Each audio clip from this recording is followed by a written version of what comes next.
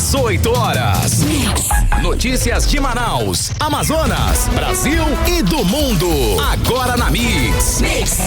Muito boa noite para você sintonizado aqui com a gente em 100,7, agora em Manaus, 6 horas e 1 minuto. Começa agora o 18 horas de hoje. Eu, Karime Leão e Kennedson Paz. Boa noite, Kennedson. Olá, muito boa noite, Karime Leão. Boa noite a todos os nossos ouvintes aqui da Rádio Mix Manaus. E olha só, gente, para o nosso 18 horas ficar ainda mais legal, é só você seguir nossas redes sociais, @18 horas news, e também mandar aquele WhatsApp pra gente, né, gente? Olha só, 98875-994887592, Karime. Essa é a senha, gente. Manda a sua mensagem, a sua sugestão de pauta, sua denúncia, reclamação. Não esquece, acessa a gente no WhatsApp 994887592, e também tá valendo a sua participação para você que nos acompanha ao vivo pela live do YouTube. Manda a sua mensagem. E no Instagram também, Karime. Exato, tá rolando 18. Nossa live no Instagram também, @18 horas news. Segue a gente lá.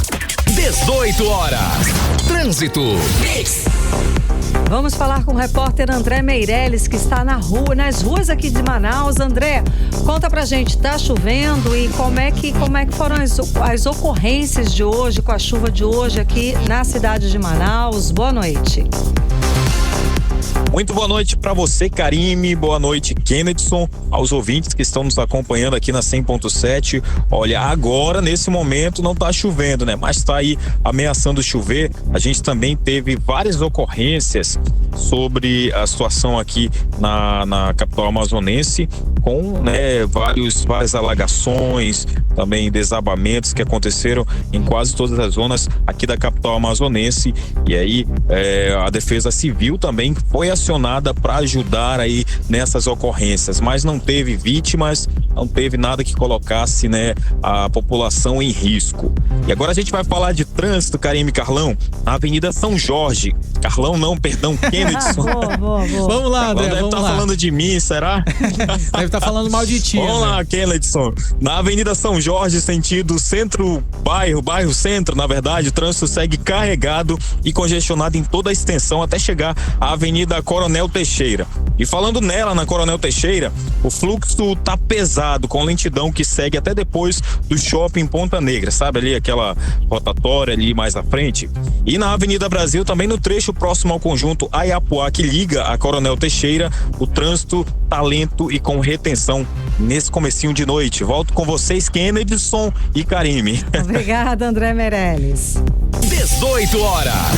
E vamos aos destaques de hoje aqui do 18 horas Política. Vamos falar sobre a repercussão da reunião entre o prefeito Davi Almeida e o vice-governador Tadeu de Souza. Polícia Federal prende acusados do golpe do INSS, entre eles o ex-presidente do órgão, Alessandro Stefanuto. Detran do Amazonas alerta sobre novo golpe por WhatsApp. Nova pesquisa da Quest aponta Lula e Bolsonaro tecnicamente empatados. 18 horas. Esses e outros assuntos, os destaques desta quinta-feira, a partir de agora, para você sintonizado em 100,7 aqui no 18 horas de hoje. Quinta-feira, dia 13 de novembro de 2025. 18 horas.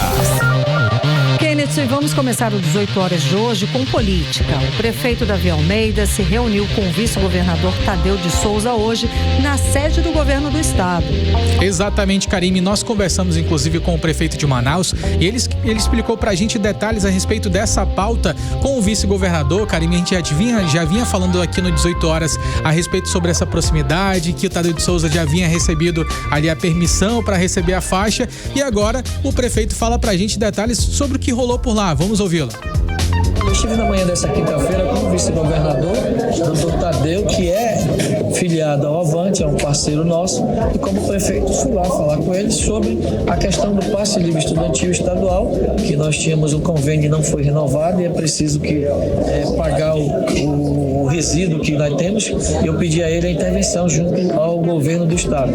Além disso, tratamos também sobre a coparticipação do estado na farmácia básica e também na administração do SAMU. Então, esses três temas nortearam a nossa visita. Eu pedi a ele ajuda e celeridade para que a gente possa receber esses recursos e continuar investindo na cidade de Manaus.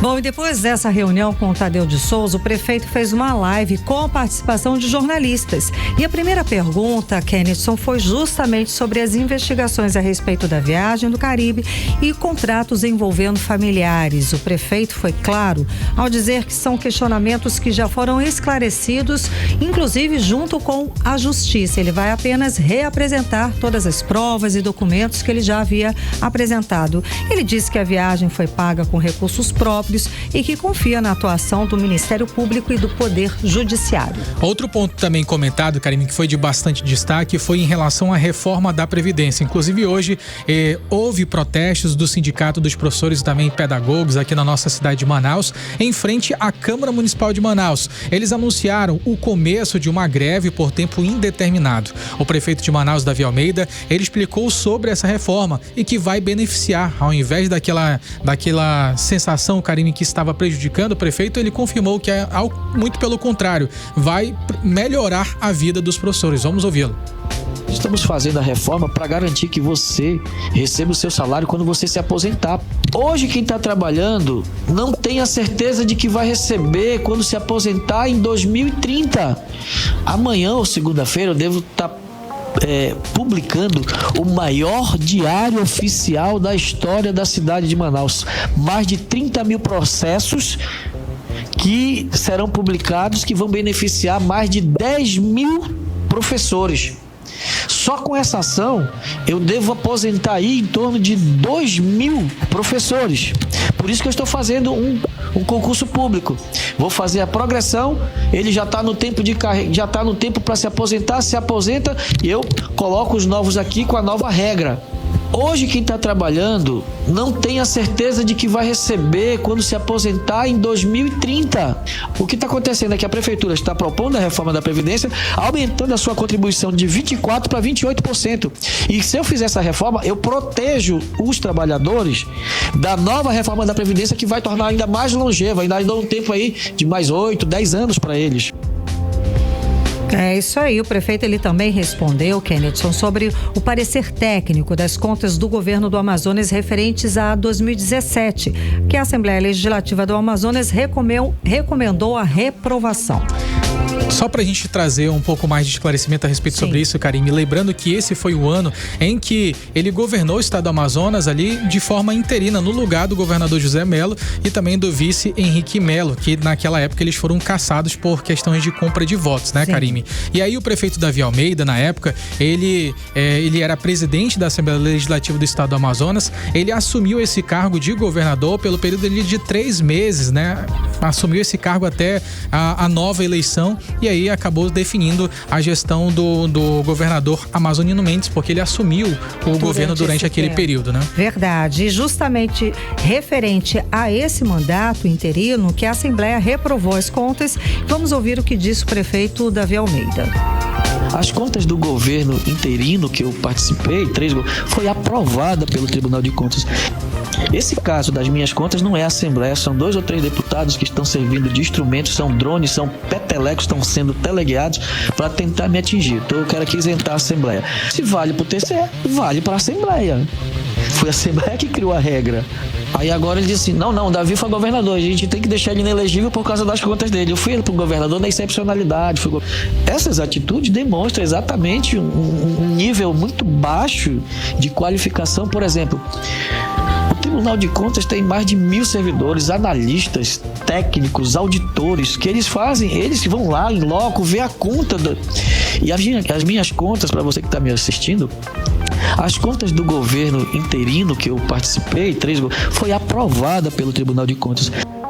Agora, existe um outro ponto, Karime, que também tem sido muito comentado a respeito sobre eleições de 2026. O prefeito, ele garantiu mais uma vez, repetiu de forma muito enfática, né, Karime? Você esteve nessa reunião e aí ele disse que não vai sair como candidato ao governo do estado do Amazonas. Muito pelo contrário, ele disse que segue apoiando o senador Omar Aziz para essa vaga e também com a indicação, confirmou mais uma vez a indicação da filha dele, a Fernanda Ariel, como sendo a vice-governadora. Só que, de fato, fato, muita coisa ainda pode rolar, né, Karine? Ele disse que em março poderia mudar completamente esse cenário político. Isso ia depender de algumas confirmações, de algumas informações que ele estava esperando. Mas até agora, hoje, o dia de hoje, vários jornalistas aproveitaram ganchos para perguntar novamente se eu venho candidato ao governo, e ele repetidas vezes, não, vou responder novamente, eu não vou vir candidato a governo. E aí ele até questionou, por que querem me tornar inelegível, se eu nem sou candidato, se eu nem falei que quero ser candidato? Isso para mim não vai fazer diferença, porque eu estou aqui no meu mandato e quero terminar o meu mandato de prefeito. Ele falou sobre projetos, sobre o que ele quer terminar de fazer, os projetos que já estão em andamento, ou seja, ele realmente respondeu a vários jornalistas que insistentemente perguntaram se ele viria governador, e por isso aí essa talvez estivesse inelegível, mas ele, como eu falei, confirmou que até março, ou pelo menos até hoje, o posicionamento dele, do prefeito, é esse. Kenison, porque nos bastidores rolava muita coisa, né, Karine? Houve ali a conversa, né, a respeito sobre ligação do próprio prefeito de Manaus com o governador do estado do Amazonas, Wilson Lima. Agora teve esse encontro com o vice-governador. No entanto, as pautas eram super importantes, inclusive a gente trouxe denúncia aqui no 18 horas a respeito sobre a precarização do SAMU. Então esse é um assunto que era latente, era um assunto que a população precisa que seja resolvido nesse momento, e que foi de fato nessa conversa agora, nessa aproximação um pouco mais, já que é um forte aliado do prefeito Davi Almeida. Então é algo que pode ser facilitado para resolver uma situação que está sendo um problema hoje para nossa cidade. Prejuízo. Ele falou dos 3 pontos que são divididos com o governo do estado do Amazonas. É o passe livre estudantil, né? A questão da farmácia popular e também do SAMU. Então são 3 serviços importantíssimos para a cidade aqui de Manaus, e que essa despesa é dividida com o governo do estado do Amazonas, mas que o governo do estado não tem comprometido, não tem ali chegado ali, não tem pagado a parte dele, não está pagando a parte dele, o governo do estado do Amazonas. Vamos seguir falando de política? Vamos lá. Chega a Nathalie Moraes junto com a gente, voltando a falar justamente a respeito dessa reunião entre o prefeito Davi Almeida e o vice Tadeu de Souza. Oficialmente ele falou pra gente, foi nas redes sociais também, falou a respeito dessa pauta, importantíssimo, dessa proximidade, já que possivelmente Tadeu de Souza vai assumir o governo do estado. Ele foi lá, de repente, desenrolar essas pautas que estão paradas com o governo do estado. Agora, nos bastidores, fala-se muito, né? Nos bastidores foi o assunto do dia, o encontro dos dois, essa proximidade dos dois, e ele deixou claro também nessa reunião, Nathalie, que avante, né? Então, para essa próxima eleição, vamos ter o prefeito do Avante e o Tadeu de Souza assumindo como governador do Avante, também 2 máquinas que vão eleger muitos. Muito boa noite para você, Karime, Kenedson Paes, e para todos os ouvintes que nos acompanham nesta quinta-feira aqui no programa 18 horas. Karime, esse realmente foi o assunto do dia. O prefeito com certeza foi o homem mais falado na internet nesta quinta-feira. Mas assim, né, Karime, essa visita de cortesia, essa visita institucional, nada mais é que mais uma movimentação no xadrez político das eleições de 2026. A gente já falou aqui, inclusive, essa semana, que o Tadeu de Souza realmente está tentando tomar esse protagonismo antes mesmo de assumir ali a cadeira como governador do Amazonas. Isso aí deve acontecer só no dia 1º de abril, que é quando o Wilson deve deixar a cadeira de governador e ir aí para começar essa caminhada, né, para tentar se eleger aí uma vaguinha para o Senado. A gente sabe que ele tem movimentado muito para tentar mudar o quadro, mas assim, o que a gente pode destacar realmente é o protagonismo que deve voltar a acontecer entre os 2 elos, entre a prefeitura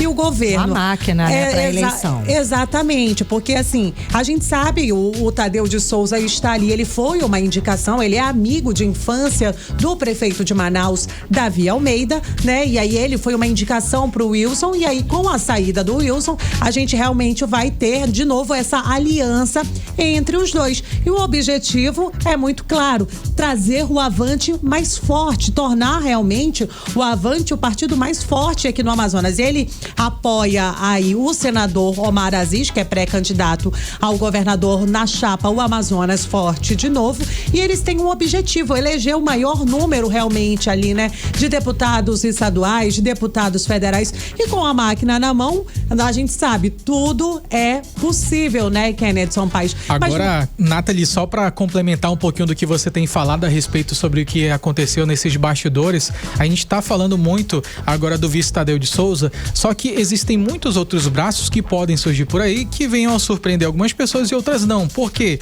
Hoje a gente estava lá de frente com Marcos Rota. Marcos Rota estava ao lado do prefeito. Durante a reunião, Karime, você pode confirmar que você estava lá, participou ativamente. E o próprio prefeito Davi Almeida já deu o aval para que Marcos Rota, ele seja esse nome para o Senado. Ou seja, ele é um ex-vice-prefeito. Agora tem esse aval do prefeito Davi Almeida para ele se tornar senador, né? Pelo menos candidato a senador. Também temos ali o secretário da CEMUSP, da Secretaria Municipal de Limpeza Urbana, o Saba Reis, que também é um dos nomes que o prefeito Davi Almeida já começa a lançar, já começa a posicionar nesse tabuleiro político. E em relação à questão sobre o partido eleitoral, Karime, existe a possibilidade de alguns deles deixarem o Avante para poder se filiarem ao PDT. Então essa foi a informação que rolou hoje. Exatamente. É o partido do senador Omar. Pois é, né? o que o prefeito chegou na sala falando? Eu já vou dar um spoiler, gente, para vocês, e nem é sobre mim. Ele falou: Marcos Rota vai assumir a liderança, a presidência de um partido político, e não é o Avante. Ou seja, PDT. Foi o que foi especulado lá entre jornalistas, que seria o PDT, e aí ele sairia como candidato a Senado num outro partido. Eu especificamente perguntei dele. Sim, e aí, me conte, revela pra gente da Mix, por favor.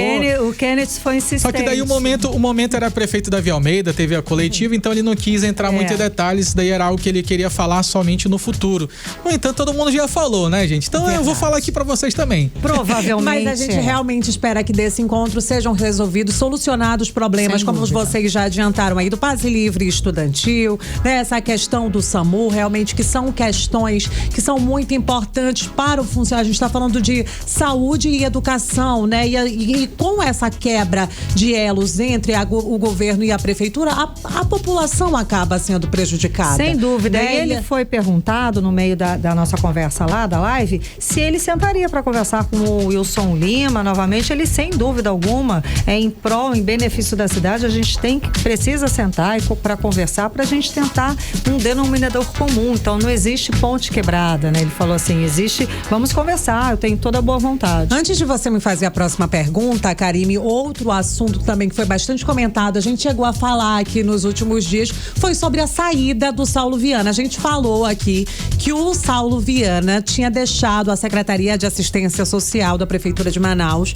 para retornar para a Câmara Federal. E muito se questionou, como assim? O braço direito do homem teve alguma racha? Eles não quebrou essa aliança? O match acabou entre Davi Almeida e Saulo Viana? O Saulo Viana foi hoje à Rede Onda Digital e disse ali que não existe isso, que tudo não passou ali de uma exigência técnica relacionada ao orçamento parlamentar para 2026. Eu separei um trechinho dessa entrevista do agora, né? Ele retornou como deputado federal, Saulo Viana. Vamos conferir aí um trechinho. Definitivamente falado por mim mesmo. Não existe nenhum tipo de rompimento meu com o Davi, né, nem do nosso grupo político. O que aconteceu é o seguinte: é obrigatório que o deputado federal do mandato, ele, para indicar as emendas para o orçamento do outro ano, que ele esteja no mandato. Então eu tive que sair da secretaria para reassumir o mandato, para poder destinar as emendas para o ano de 2026. Esse prazo se encerra na sexta-feira, dia 14, e encerrado o prazo, as emendas já todas destinadas, lançadas no sistema do Transferigov, a partir de segunda-feira eu retorno novamente à função de secretário. 18 horas. Ou seja, foi rapidinho ali, deu, né, para assinar algumas emendas e volta para a secretaria. É isso, Karime, não tem racha nenhum. né? Isso é importante, porque é um nome forte, especulou-se demais a respeito, nossa, ele vai sair candidato, ele vai ser oposição. Muita gente ele vai fala, Saulo, para várias posições. E eu acabei de ver aqui um vídeo que o prefeito acabou de postar, Karime e Nathalie, e me fez lembrar exatamente de um outro conteúdo que a gente também postou no 18 Horas News, gente. Vai lá no nosso Instagram, @18 Horas News, e vai conferir vários trechos dessa coletiva de imprensa que aconteceu hoje com o prefeito de Manaus, Davi Almeida. E durante essa fala, a gente estava falando sobre Saulo Viana, o deputado Saulo Viana, ele foi um dos que o prefeito de Manaus, ele afirmou que fez parte de parlamentares daqui do nosso estado do Amazonas que tem ajudado a gestão municipal para poder executar diversas ações aqui na nossa capital. Tem aqueles que ajudam, tem aqueles que não ajudam. Então o prefeito também destacou isso daí e os detalhes estão lá no 18 Horas News. Depois das 7, você vai lá no @18 Horas News. Não fica aqui com a gente. Combinado. Assim, ele elogiou muito os senadores, Omar Aziz, Eduardo Braga, Plínio Valério, ele elogiou demais as emendas, os trabalhos, falou de agenda que vai ter com o Omar Aziz, se eu não me engano, falou das casas populares, do trabalho em ramais que ele vai fazer nesse fim de semana, enfim, ele elogiou bastante essas parcerias, principalmente com os senadores, né? Agora, vamos seguir, vamos falar de política nacional, vamos. Também hoje o dia pegou fogo, né? Vamos lá, Nathalie, voltando a falar, vamos lá. Por quê? Lula a desaprovação. Não tem mais nada, não. Porque ontem a gente falou sobre desaprovação do Lula. Lembra que tinha começado a perder, a segurança, né? Era um assunto que tinha acabado prejudicado essa visão do público. E agora tem essa nova mudança pesquisa, também, né? Essa nova pesquisa. Porque essa nova pesquisa, o que fez? Ela praticamente, tecnicamente, está empatado Lula e Bolsonaro para as próximas eleições. Pesquisa divulgada hoje. É isso, Karime. A pesquisa Quest, divulgada nessa quinta-feira, indicou aí que Lula e Bolsonaro atualmente está inelegível, estão tecnicamente empatados num segundo turno para as eleições de 2026. Esse levantamento apontou aí que 42% dos brasileiros das intenções de voto para o presidente Lula e 39% para Bolsonaro. Dentro da margem de erro ali de 3 pontos percentuais, eles estão empatados. E aí, esse levantamento foi realizado agora, na última semana, então é tudo muito fresquinho realmente, né? Foi inclusive depois daquela confusão lá no Rio de Janeiro, ontem a gente falou isso aqui, que toda aquela questão de conflitos na região centro-sul do Brasil que teria impactado realmente na popularidade do segurança, Lula. O conflito sobre segurança, claro. Exatamente, e aí hoje a gente já traz um contexto completamente diferente. E aí essa pesquisa mostrou que assim, mesmo com o Bolsonaro estando inelegível hoje, né, a gente consegue entender mais ou menos como é que o Lula pode estar ali para lidar com a oposição, ainda que a gente não tenha nenhum nome forte. Muito se fala em Ratinho Júnior, Michele Bolsonaro, mas a gente percebe essa oscilação ali o tempo todo na popularidade do presidente Lula. A verdade é que tudo isso daí só vai se definir, gente, ano que vem, porque quando assim, nome, por enquanto, o processo ainda está rolando no Supremo Tribunal Federal. O STF, ele acabou de rejeitar aquele pedido, né, que foi feito do acórdão, e aí a defesa do Bolsonaro foi lá, e aí não conseguiu. Então, ano que vem só que vai ser definido, porque daí vão bater o martelo quem o PL vai apoiar ou não vai. O que falta é esse nome. Quando tiver a direita chamar um nome para chamar de seu candidato, aí as coisas podem ficar mais claras. Realmente, por enquanto, enquanto até ter um nome forte para representar realmente a direita, e isso só vai acontecer depois do martelo final lá do ex-presidente Bolsonaro. Até então, acho que essas situações vão continuar meio dúbias, o pessoal meio que oscilando, né?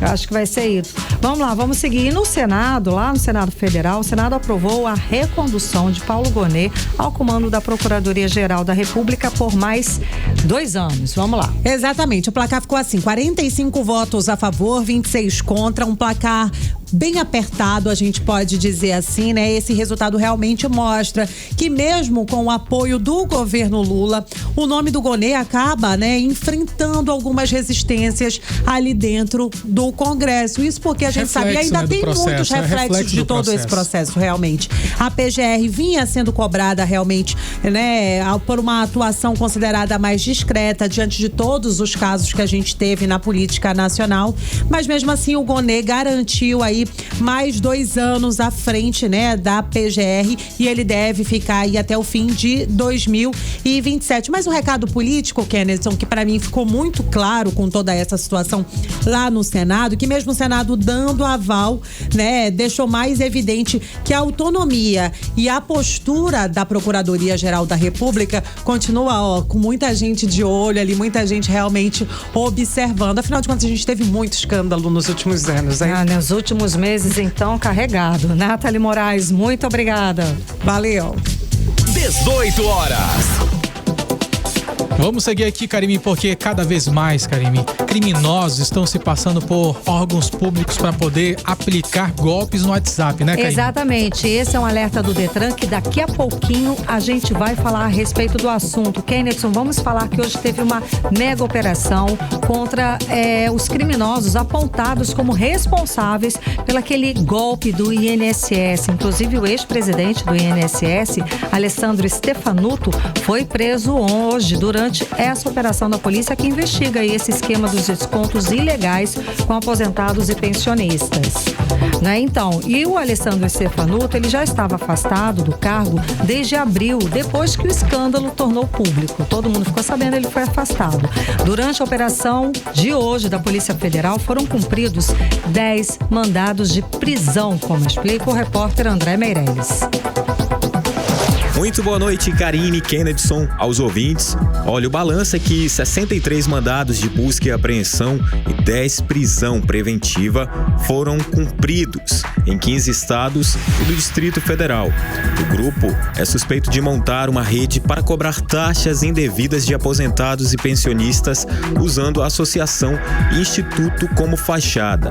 Entre os presos estão Vinícius Ramos da Cruz, que é o presidente do Instituto Terra e Trabalho, o Alessandro Stefanuto, que é o ex-presidente do INSS, o Tiago Abraão Ferreira Lopes, que é o presidente da Conafer, o Antônio Carlos Camilo, conhecido como Careca do INSS, o Samuel do Bonfim Júnior, que é o operador financeiro da Conafer, o Cícero Marcelino de Souza Santos, empresário ligado aí à Conafer, o Virgílio Antônio Ribeiro de Oliveira Filho, ex-procurador-geral do INSS, e a Thaisa Hoffmann Jonasson, que é a esposa do Virgílio, e André Paulo Félix Fidelis, que é ex-diretor de benefício do INSS. E um dos alvos principais, o Carlos Roberto Ferreira Lopes, presidente da Conafer, não foi encontrado. Teve aí os mandados de busca e apreensão também que foram cumpridos contra o José Carlos, o Ahmed Mohamed Oliveira, que é ex-ministro da Previdência, que vai ter que usar tornozeleira eletrônica, Euclides Peterson, que é deputado federal do Republicanos de Minas Gerais, o Edson Araújo, deputado estadual do Maranhão, do PSB, e também Anderson Pomini, que é o presidente da Autoridade Portuária de Santos. Na casa do deputado Edson Araújo, a Polícia Federal encontrou cédulas de dinheiro, mas o valor ainda não foi divulgado. Agora, sobre as defesas, Euclides Peterson negou qualquer vínculo com o INSS, com a Conafer, e disse confiar na justiça e defendeu investigações rigorosas. Alessandro Stefanuto chamou a prisão de ilegal e disse estar colaborando desde o início das investigações. A Conafer afirmou que a operação gera impactos gravíssimos para trabalhadores rurais e que todos os citados têm direito à defesa e à presunção de inocência. Olha, o senador Carlos Viana, que é presidente da Comissão Parlamentar Mista de Inquérito, a CPMI, que investiga irregularidades em descontos do INSS, fez uma coletiva de imprensa e falou sobre a operação. Senhores, não há na história uma comissão que tenha prendido mais pessoas e que esteja dando mais respostas. Semana passada eu disse que haveriam novas prisões. Pois bem, eu e o relator, nós temos com muita clareza que existem 3 escalões em toda essa história, essa roubalheira da Previdência.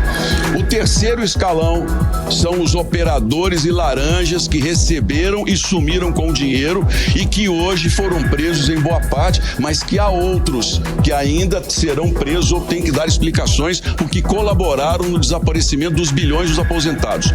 Um segundo escalão escalão que é formado por servidores públicos concursados que se corromperam nesse sistema e que conseguiram passar de governo para governo, mantendo os desvios. E um primeiro escalão, que ao nosso ver foi pago pelo segundo escalão, esse primeiro escalão que é formado por políticos, pessoas que de governo a governo ajudaram e incentivaram ou indicaram essas pessoas, esses servidores, para continuarem na Previdência. Olha, segundo a Polícia Federal, o esquema envolvia o uso de organizações sociais e associações de classe para cobrar descontos irregulares diretamente nas folhas de benefícios do INSS, lesando milhares de aposentados e pensionistas, isso em todo o país. A investigação segue para identificar o volume total desviado e também novos envolvidos nessa fraude. E claro, o 18 horas vai estar aqui acompanhando tudo. Volto com vocês. 18 horas. Um crime absurdo, né, gente? As investigações da Polícia Federal revelaram que o ex-presidente do INSS, o Alessandro Stefanuto, recebia, gente, até R$250 mil por mês em propinas pagas pela organização criminosa que desviava esses recursos de quem? Dos aposentados e pensionistas. Um vexame, né? Com certeza, Karime. Esse esquema, como o André Meireles ele falou na reportagem, ele usava a Conafé, a entidade conveniada ao INSS, para poder realizar aqueles descontos, Karime, fraudulentos direto na folha dos beneficiários. E muita gente nem sabia disso, gente. Segundo a Polícia Federal, esse grupo ele falsificava cadastros e inseria dados de aposentados sem nem autorização, Karime. Ninguém nem sabia que estava sendo roubado. Bom, o Stefanuto teria sido uma peça-chave para manter o esquema ativo, liberando repasses e benefícios sem comprovação de filiação. Documentos e mensagens interceptadas mostram que ele recebia pagamentos por meio de empresas de fachada, gente, até de uma pizzaria, parece até piada pronta. Meu Deus, a Polícia Federal estima, Karime, que mais de 140 milhões de reais foram desviados entre 2017 e 2023, apenas pelo esquema envolvendo a Conafé. Entrevista do dia. Agora em Manaus, 6 horas e 32 minutos. E na entrevista do dia de hoje, vamos falar sobre um dado alarmante revelado no último censo: o casamento de crianças com idade, gente, de 10 a 14 anos. Segundo o IBGE, aqui no Amazonas, mais de 1.600 crianças vivem nesse tipo de união conjugal. Para falar a respeito do assunto, vamos conversar agora com o diretor do Departamento de Polícia do Interior do Estado do Amazonas, o delegado Paulo Mavinier. Muito boa noite, seja bem-vindo aos estúdios da Mix, aqui é o programa 18 horas, tudo bem?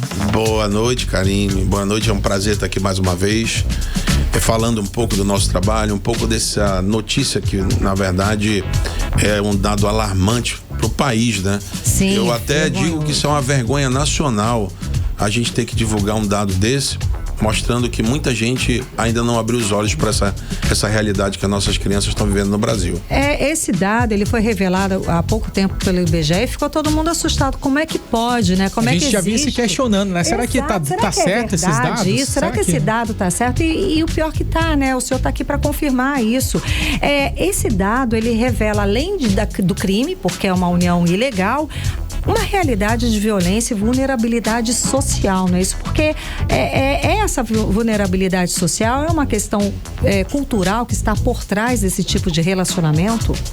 Aqui no Amazonas, por exemplo, nós temos várias prisões que vem acontecendo. Inclusive, ontem nós apresentamos um caso em Manacapuru, uma investigação coordenada pela doutora Joyce, onde uma menina de 11 anos, ela vivia maritalmente, ou seja, com um marido e mulher, com um homem, com consentimento do pai. Gente, o homem tinha 33 anos, a gente trouxe esse caso aqui. É um absurdo, né, gente? Como é que pode um negócio desse? É inacreditável, doutor. É inacreditável. E, então, inclusive, há menos de 2 meses, nós pegamos um caso em Nhamundá, também lá no Baixo Amazonas, onde a família vendeu praticamente a filha de 11 anos para viver com um homem em troca do sustento, né? Ele bancava a família e eles venderam a filha para ele cometer os atos de abuso, de exploração sexual de forma permanente.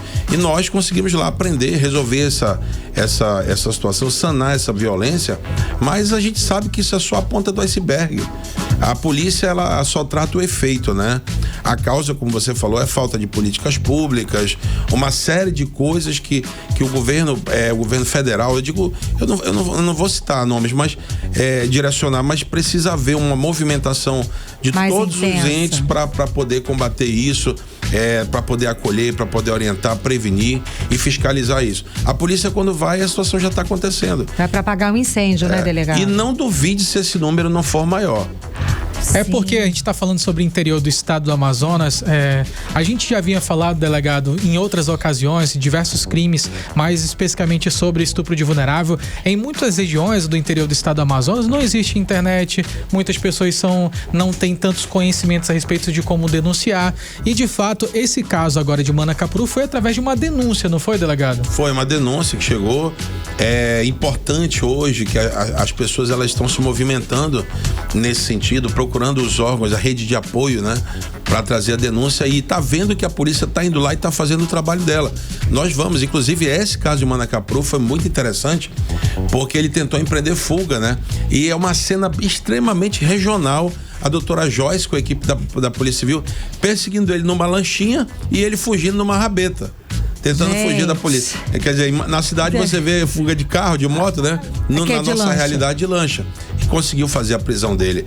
Então, isso são casos que trazem a discussão. Impressionante que veio a prisão acontecer justamente quando o IBGE divulga esse número, né? Eu até fiz um vídeo sobre isso, comentando esse dado, que é um dado alarmante. Isso é a maior vergonha nacional que a gente pode ter.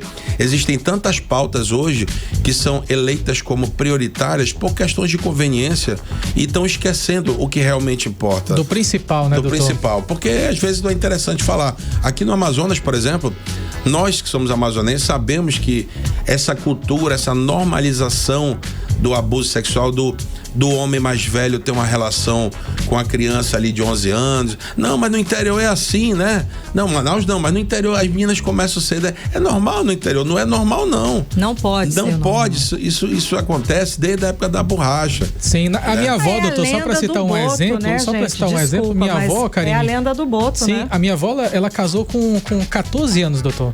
Ela casou com 14 anos por conta de situação vulnerável. Também vivia uma condição vulnerável. Certo. Então ela casou cultural, nesse período. Né? Aconteceu, né, de fato naquele período. Só que atualmente não é mais aquela realidade. Isso que eu ia falar, mas naquela época. Porque naquela época nem se falava tanto sobre isso, né, doutor? Hoje não. Ele estava fugindo porque ele sabia que era crime, né? Sabia. E as meninas casavam cedo naquela época. Os casais eram cedos, formavam cedo, eram jovens. Agora hoje é uma outra realidade. Hoje tem a conotação da exploração sexual, né? Exatamente. É um homem extremamente mais velho com uma menina muito nova, né? E, como eu falei, isso já vem desde a época da borracha, onde o seringueiro entregava a filha dele, né? Em troca de alimentos, ter uma vida melhor, né? Pra poder ter uma condição.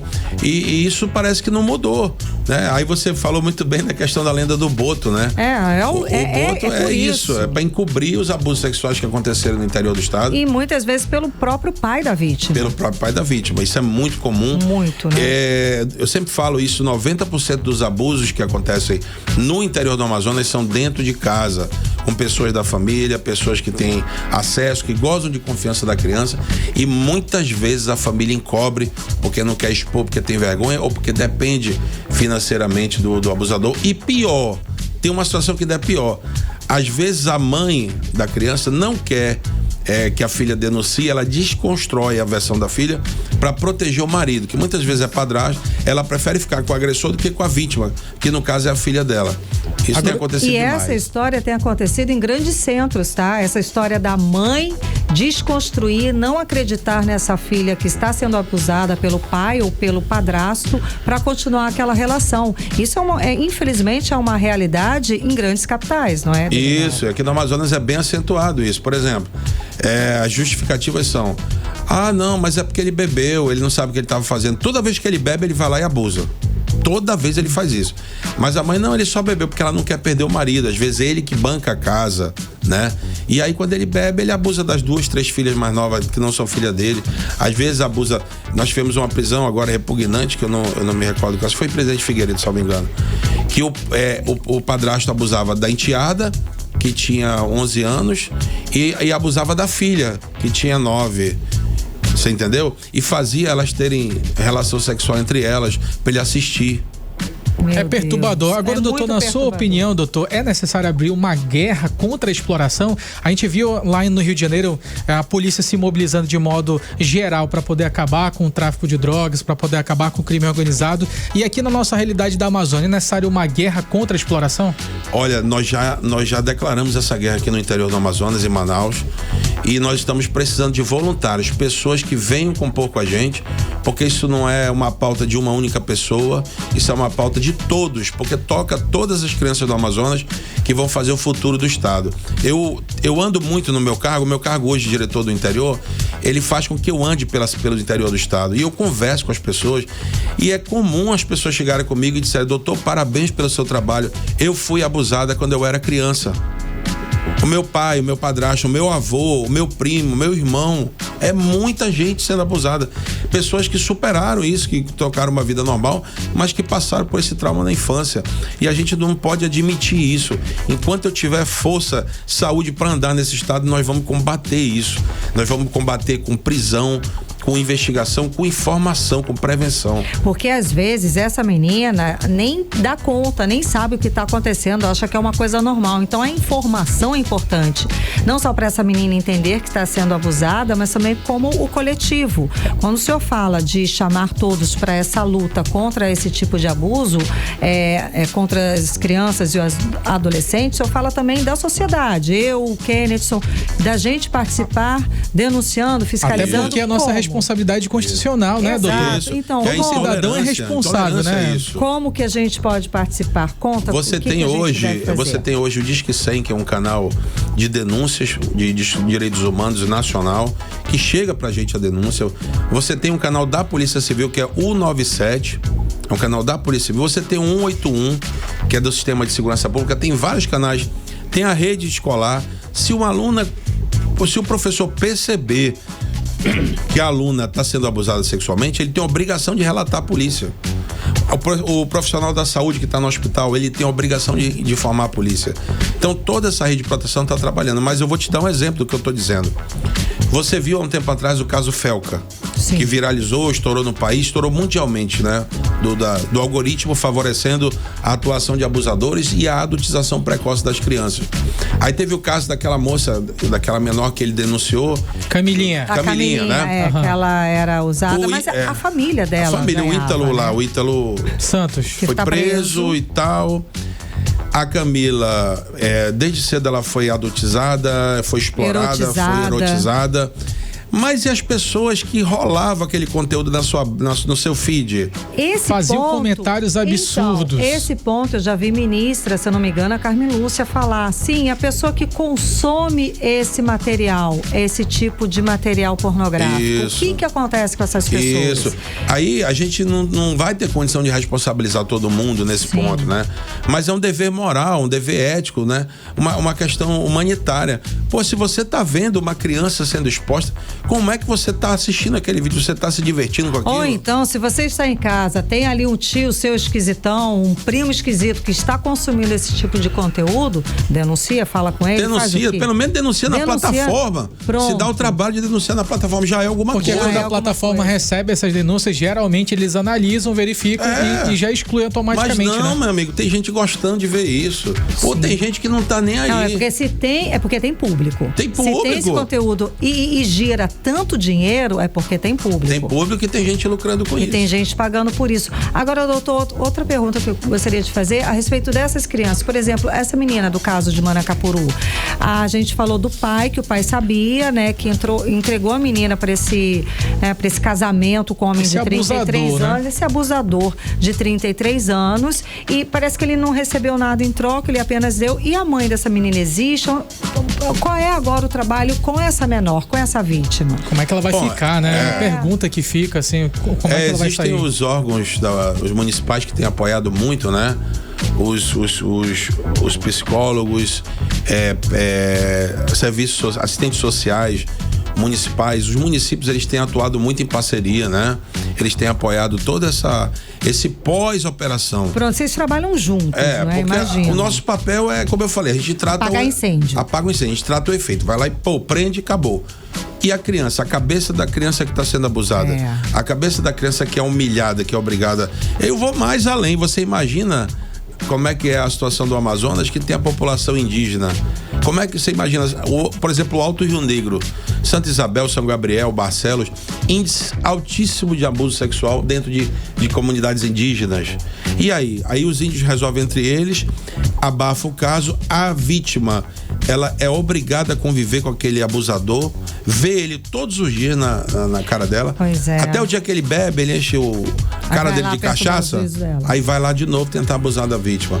E aí, por aí, são milhares de casos acontecendo no Brasil, no Amazonas. E aquilo que o senhor falou, né, doutor? Tem que ter a participação de todos os órgãos envolvidos, tem que ter ali o Ministério da Justiça, tem que ter o Conselho Tutelar, se todos atuarem de forma conjunta para realmente focar nesse combate à exploração, com certeza teremos resultados melhores, né? O problema é que eu vejo muita discussão e pouca ação. Aí é que tá. É reuniões e mais reuniões para discutir, para planejar, para não sei o quê, e não tem ação, não tem resultados efetivos. A gente precisa parar isso. Você tá precisa entendendo? agir, ou seja, a sociedade precisa fiscalizar sim e denunciar. Diz que 100 é o mais rápido, é fácil de decorar. É muito simples, olha, só para complementar o que você está dizendo. Pô, se você tá vendo que a sua vizinha tem uma casa vizinha sua, tem uma criança que você acha que ela está sendo abusada, faz a denúncia, liga pro Conselho Tutelar, faz a tua parte. Ele vai investigar. Aí o Conselho vai lá, você tem um anonimato, ele vai lá, checa a situação. Não, eu tenho certeza, eu dou a minha palavra, se tiver criança sendo abusada, nós vamos buscar o abusador aonde ele estiver. E é difícil quando a gente fala em realidade geográfica do estado do Amazonas, não é, delegado? É desafiador. Como que é esse trabalho? O Amazonas é desafiador você operar, porque os abusos, ele acontece. Em relação à internet que você falou, tem um risco hoje, porque tem a Starlink, né? Então, nos interiores, eles estão tendo acesso. Tem praças que tem internet, e eles vão pra praça e lá ainda tem o campo agora dos aliciadores digitais, né? Que é outro perigo, que eles estão nos jogos digitais, eles estão nos bate-papos, eles estão de todas as formas agindo. Na verdade, os pedófilos, eles estão fazendo um grande movimento no mundo. Eles estão usando multiplataformas, né, doutor? Multiplataformas para proteger a causa deles, para tornar isso uma causa, né? Eles querem que a pedofilia se torne uma orientação sexual. Karime, a gente viu aqui no estado do Amazonas grupo de carimbadores que tinham grupos no WhatsApp para poder trocar entre eles situações completamente perturbadoras. Então isso não é uma realidade muito longe, é algo que é muito daqui de Manaus, aconteceu aqui. Agora a questão é tornar uma causa, tornar legal uma situação que deve ser alguma disfunção mental, não é? E vamos lá. A orientação sexual é algo de você dispor da liberdade do seu corpo da forma que você bem entender. Totalmente certo, correto isso. Agora, você, para dizer que a tua orientação sexual, para ser satisfeita, você tem que destruir a vida de uma criança, uma infância, pronto. Aí não, aí é caso de polícia, é caso de cadeia e pra gente é tolerância zero. Eu não aceito. A Polícia Civil do Amazonas tem prendido muito. Teve uma semana passada, só em Tonantins foram 3 prisões de abusadores. Aí teve Figueiredo, Altazes, Beruri. Então, assim, eu quero entender qual é a tara que esses malditos têm nas crianças. Tanto que eu falo, vai procurar uma mulher da tua idade, um homem, alguém que te queira. Algum tipo de desvio mental, alguma coisa assim. Então vamos lá. Diz que 100 é o mais fácil. É dever da gente, como sociedade civil, proteger as crianças e os adolescentes, certo, doutor? Correto. Diz que 100, 181, 197. Telefone local de Conselho Tutelar, escola, rede escolar, qualquer lugar que você denunciar, a polícia vai ter acesso, vai ter que verificar, vai instaurar uma investigação. E é importante que a gente difunda, a imprensa, vocês têm sido fundamentais nesse trabalho. Todos os dias na Delegacia Geral, os nossos amigos e irmãos da imprensa estão lá para divulgar esse trabalho e tá chegando lá na ponta, no lugarzinho mais isolado. É o que importa. E aí aquela história de não vou denunciar porque não dá nada, esquece, acabou isso. A polícia tá fazendo o trabalho, a imprensa tá divulgando, a imprensa já tá na guerra com a gente. Precisamos de mais pessoas. Estamos juntos, delegado, muitíssimo obrigado. Quer deixar o seu arroba? Quero deixar. Quem quiser seguir lá minha rede social, meu Instagram, Delegado Paulo Mavinier. Pode digitar Delegado Paulo Mavinier, lá tem vídeos diários de operações policiais, principalmente no combate ao abuso sexual de criança. Tem vídeos de orientações para pais, como alertas, né, doutor? Alertas, condutas. Jogos virtuais. Condutas em banheiro de shopping, banheiro de escola, jogos digitais, perigo de aliciamento digital. E se tiver dúvida, pode conversar com o senhor. Pode mandar o direct lá que eu vejo que responde. Responda no áudio. Delegado Paulo Mavinier. Fácil de encontrar no Instagram. Muitíssimo obrigada pela sua presença, conversando com a gente a respeito de um assunto muitíssimo importante. Obrigado, muito obrigado. Sempre que chamar, a gente vem aqui esclarecer. E obrigado por vocês estarem divulgando o trabalho, fazendo essa função social tão importante que é cuidar das crianças do interior do Amazonas. Imagina, a gente que agradece. Conversamos com o diretor do Departamento de Polícia do Interior do Estado do Amazonas, o delegado Paulo Mavinier. 18 horas. Bom, e cada vez mais, gente, os criminosos estão se passando por órgãos públicos para aplicar golpes do WhatsApp. É o que a gente falou. E agora, o órgão público é o Detran, certo, Kennedy? Exatamente, Karime. Só que no final, Karime, como é que a gente vai identificar aquela mensagem falsa, né? Como é que a gente vai saber, Pois é, como é que a gente vai evitar cair naquela armadilha, gente? A armadilha digital, que tem sido cada vez mais recorrente. A repórter Odina Araújo, ela explica o que está acontecendo e como se proteger. O Detran Amazonas está fazendo um alerta importante. Golpistas estão enviando mensagens falsas pelo WhatsApp, se passando pelo órgão para notificar supostas infrações e até a suspensão da Carteira Nacional de Habilitação. Na mensagem, o motorista recebe um link com um QR Code para fazer um pagamento via Pix, mas é tudo mentira. O link leva a um site falso que imita o do governo, mas não tem o domínio .am, que é o oficial do Detran Amazonas. Outro detalhe, os golpistas estão usando números com DDD 21 do Rio de Janeiro e não do Amazonas, que é o 92. O diretor-presidente do Detran Amazonas, Davi Fernandes, faz o alerta. O Detran Amazonas tomou conhecimento nessa manhã, mais um golpe que estão tentando dar na população, que mandam para a população os dados dela e com isso mostrando CPF, dizendo que a habilitação vai ser suspensa. Um alerta à população é que qualquer mensagem que você receber no seu celular, tire a dúvida nas redes sociais do Detran, no site oficial do Detran, consulte lá no site, aperte no WhatsApp ali, fale com o mano e com a mana, tire todas as suas dúvidas, que o Detran não encaminha mensagem de WhatsApp para ninguém dizendo sobre suspensão ou cassação de habilitação. O Detran reforça que nunca envia mensagens nem faz cobranças pelo WhatsApp. O único número verdadeiro do Detran Amazonas é o 9236430001 e o atendimento é feito apenas pelos assistentes virtuais Mano e Mana. Então fica a dica, desconfie de mensagens que peçam pagamentos, não clique em links estranhos e nunca compartilhe seus dados pessoais. Para serviços oficiais, acesse sempre o site www.detran.am.gov.br. Odinei Araújo para o 18 horas. Você está ouvindo 18 horas. 6 horas e 53 minutos. Vamos saber como é que está o trânsito agora com André Meirelles. Boa noite, André. Vamos. Na Avenida Cosme Ferreira, próxima à Feira do Coroado, trânsito no sentido bairro Centro, o trânsito segue carregado com lentidão em vários trechos. Na Djalma Batista com a Rua Pará, o cenário é de congestionamento. São muitos veículos na via e deslocamento lento. Já para quem está trafegando pela Professor Newton Lins, ali com a Rua Goiás, o trânsito já é de boa fluidez nesse horário. Volto com vocês. Vamos lá, agora a gente... Previsão do tempo. Agora a gente vai com a previsão do tempo. Vamos saber como é que tá a previsão com ela, Vanessa Lima. Boa noite, Karime, Kennedson e a todos que acompanham a previsão do tempo aqui com a gente no 18 horas. Quinta-feira de tempo fechado, manhã chuvosa e temperaturas bem agradáveis no nosso dia. A previsão para a noite é de céu parcialmente nublado, ventos leves e chance de 30% de pancadas de chuva. E agora vamos falar sobre o clima de amanhã, 14 de novembro, sexta-feira. Segundo o Clima Tempo, a sexta começa ensolarada e no período da tarde poderemos ter pancadas de chuvas rápidas.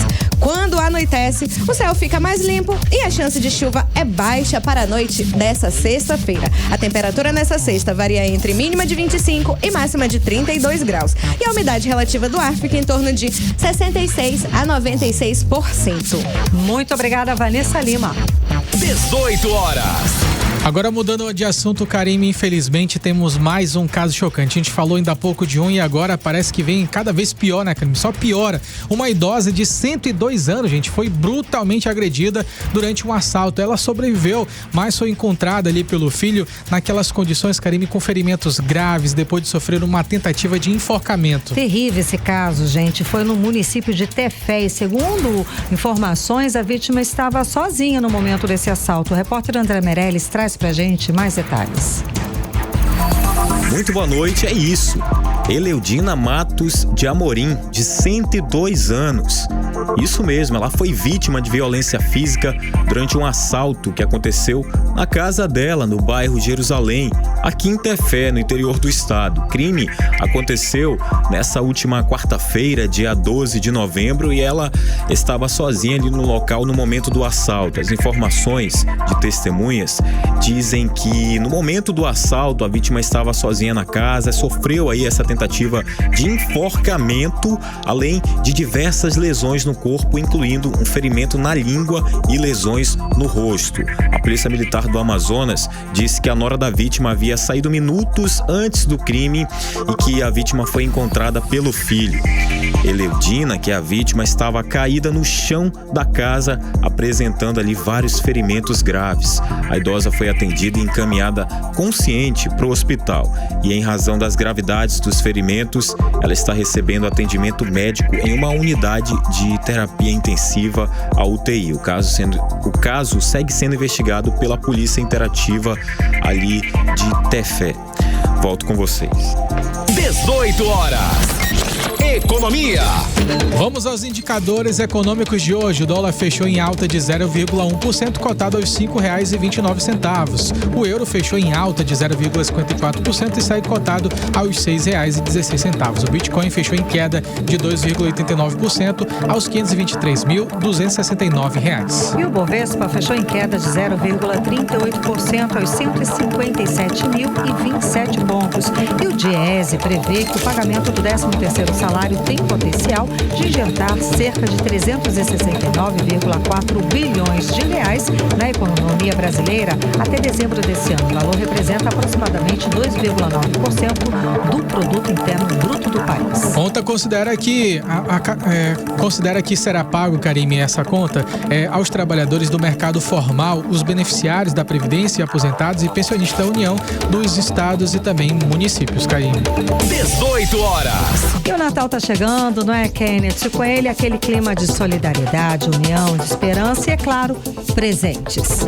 Com certeza, Karime, é uma das iniciativas mais lindas dessa época do ano. É a campanha Papai Noel dos Correios, Karime, que já começou e chega à sua 36ª edição, levando alegria e sonhos para crianças de todo o nosso país. Gente, é uma campanha linda que convida todos nós a sermos Papais Noéis de alguma criança que escreve a cartinha, coloca nos Correios, daí às vezes fica sem receber o presente, um mimo, enfim, sem ter o feedback do Papai Noel. Então, essa é a nossa chance de ser o Papai Noel de uma criança e fazer, é claro, o Natal mais feliz. Vamos acompanhar mais detalhes sobre o assunto agora com Vanessa Lima.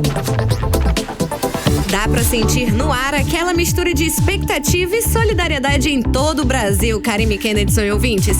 Foi dada a largada para a maior campanha natalina do país, o famoso Papai Noel dos Correios 2025. E essa ação já é tradição. Estamos na 36ª edição da campanha, que une sonhos de crianças com pessoas dispostas a realizá-los. Ao longo de mais de 3 décadas, quase 7 milhões de cartinhas foram atendidas. Só no ano passado, quando a iniciativa completou 35 anos, foram 350 mil cartas adotadas. A superintendente estadual dos Correios, Antônia Rebouças, destacou a importância da divulgação da campanha para que cada cartinha encontre um padrinho ou madrinha. Ao ler as cartinhas, eram os pedidos dos mais variados, de bicicletas, de bolas. Teve uma que nos emocionou muito, que era uma criança que pediu uma cadeira de roda para o irmão. Ela não queria nenhum presente para ela. Pediu uma cadeira de rodas, que o irmão era deficiente. Então a gente precisa muito dos padrinhos. Cada um de nós aqui poder levar a campanha, falar com nossos amigos, agradecer a imprensa, que é muito importante o papel de vocês aqui para nos ajudar a divulgar, a mostrar a grandeza dessa campanha. No Amazonas, centenas de cartinhas já estão disponíveis para adoção. O subsecretário da CEMED, Dalmir Salazar, destacou como essa iniciativa é positiva para as crianças que sonham com um presente especial. Quero aqui agradecer esse momento, pessoal, tão consolidado de generosidade que nós temos no Brasil. Essa ação do Correio, ela aquece nesse momento de tanto desamor, aquece o coração daqueles que doam e aquece o coração dessas crianças que irão receber, que muitas a gente entende que não tem nem a oportunidade de receber um brinquedo. E para participar é super fácil. Basta ir até uma agência dos Correios ou acessar o blog Noel dos Correios. Lá é só clicar em Adoção Online e escolher uma cartinha. As cartas podem ser enviadas até o dia 5 de dezembro e a adoção das cartas vai até o dia 12 de dezembro. A entrega do presente deve ser feita presencialmente até o dia 15 de dezembro no ponto de entrega indicado no blog ou na agência participante onde a cartinha foi retirada. E não se esqueça, o presente precisa estar identificado com as informações da criança conforme os dados da carta. Então, gente, tá todo mundo convidado para participar, Karime, Kennedy e ouvintes. Afinal, é um gesto simples que pode iluminar o Natal de muitas crianças. Volto com vocês. Muito obrigado, Vanessa Lima. Agora às 7h01, seguimos direto para o editorial 18 horas. Editorial 18 horas. A maior parte dos brasileiros acredita que a Amazônia desperta interesse internacional e teme que outros países tentem se apropriar da floresta. Foi o que apontou pesquisa do Instituto Real Time Big Data, divulgada hoje. Nada menos que 73% dos entrevistados afirmaram que nações estrangeiras têm interesse estratégico na região. E 66% disseram ter medo que a Amazônia seja roubada do Brasil. Os números mostram o quanto a Amazônia é querida e conhecida entre os brasileiros. A Amazônia é uma das marcas mais conhecidas no mundo e é um patrimônio nacional que dá orgulho ao povo. Sua riqueza é inestimável e deve ser explorada de forma sustentável em prol da sua gente, para que ela permaneça como patrimônio do Brasil e referência internacional como parte dos esforços para o equilíbrio do clima da Terra. 18 horas. O 18 horas de hoje fica por aqui. Obrigada pela sua companhia, pela sua audiência. Um beijo, até amanhã. Boa noite, Kennedy. Boa noite, Karime. Tamo junto. Até amanhã. Você ouviu 18 horas. As notícias do Brasil e do mundo. De volta amanhã.